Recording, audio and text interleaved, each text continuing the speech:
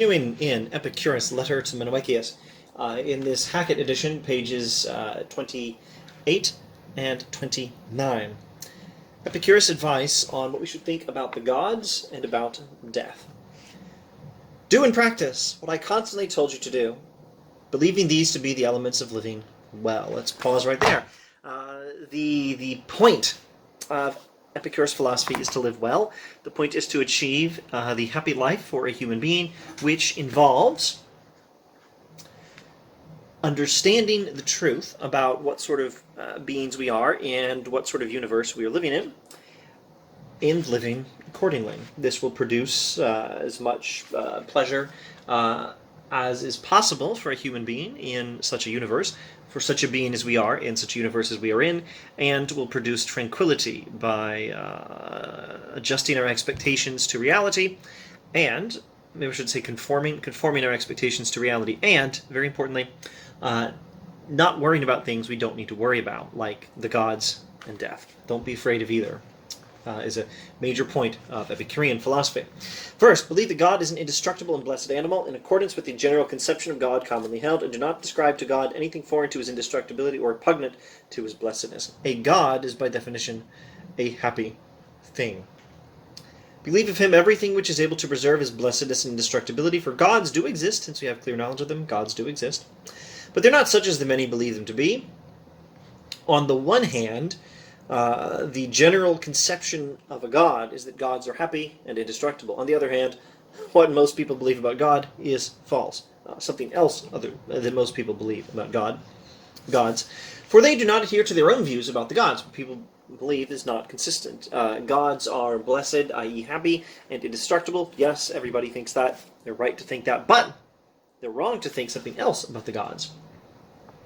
The man who denies the gods of the many is not impious, but rather he who ascribes to the gods the opinions of the many. For the pronouncements of the many about the gods are not basic grasps, but false suppositions. Hence come the greatest harm from the gods to bad men and the greatest benefits to the good. For the gods always welcome men who are like themselves, being congenial to their own virtues and considering that whatever is not such is uncongenial. If there's anything in humanity that the gods care about, it's that we be virtuous in imitation of them. They approve of that sort of thing. But that's pretty much it. The gods do not ruin your life, and you don't need to worry about whether they're going to ruin your life. You don't need to sacrifice a lot of chickens or goats to the gods to convince them to not ruin your life. You don't need to worry about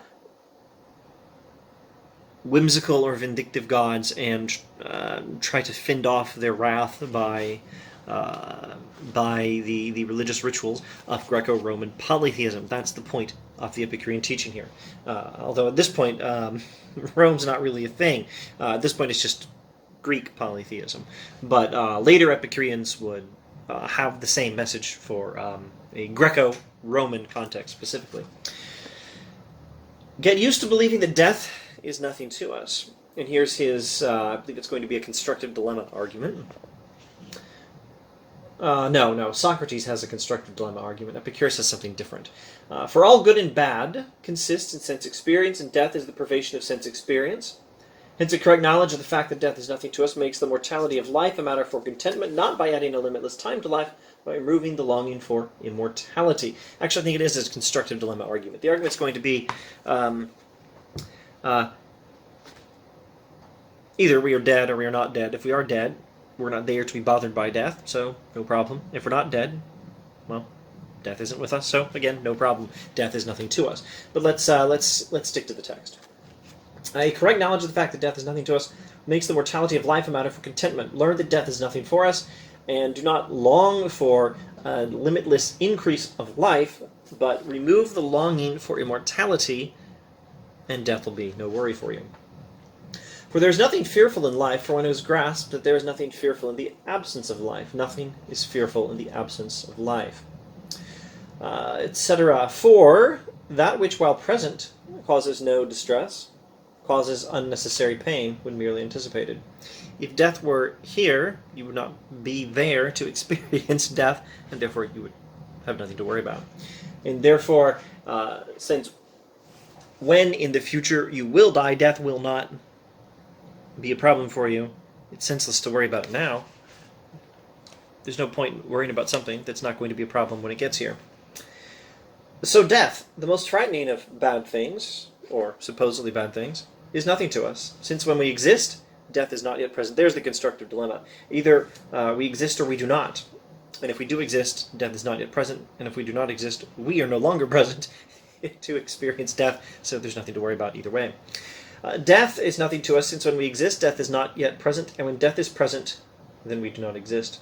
Therefore, it is relevant neither to the living nor to the dead, since it does not affect the former, and the latter do not exist.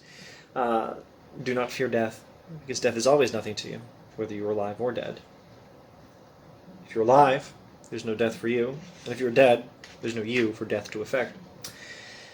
The wise man neither rejects life nor fears death, for living does not offend him, nor does he believe not living to be something bad, etc., etc. So, in general, do not fear death. Death is nothing to us, and do not fear the gods. Believe the proper things about the gods, and you will not need to worry about them. Now, these are the 2 points of Epicurean philosophy that are above all meant to achieve tranquility in the soul, to remove our anxiety associated with death and with fear of the gods. More points on the Epicurean approach to happiness in the next video. See you then.